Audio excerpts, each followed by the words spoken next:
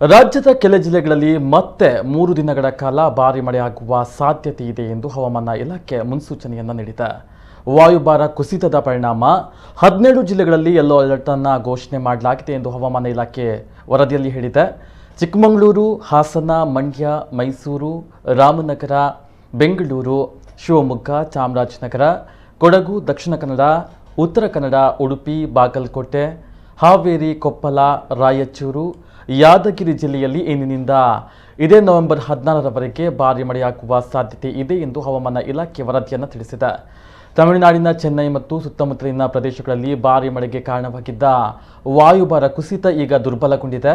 ಆದರೆ ಮೇಲ್ಮೈ ಸುಳಿಗಾಳಿ ಆಂಧ್ರಪ್ರದೇಶ, ಒಡಿಶಾ ಮೂಲಕ ಪಶ್ಚಿಮ ಬಂಗಾಳದ ತನಕ ಹಾದು ಹೋಗಿರುವಂತಹ ಟ್ರಫ್ ಹಾಗೂ ಆಗ್ನೇಯ ಅರಬ್ಬಿ ಸಮುದ್ರದಲ್ಲಿನ ಮೇಲ್ಮೈ ಸುಳಿಗಾಳಿಯ ಪ್ರಭಾವದಿಂದ ರಾಜ್ಯದ ಕೆಲವು ಜಿಲ್ಲೆಗಳಲ್ಲಿ ನವೆಂಬರ್ 16ರವರೆಗೆ ಮಳೆಯಾಗಲಿದೆ ಎಂದು ಹವಾಮಾನ ಇಲಾಖೆ ಮಾಹಿತಿ ನೀಡಿದೆ.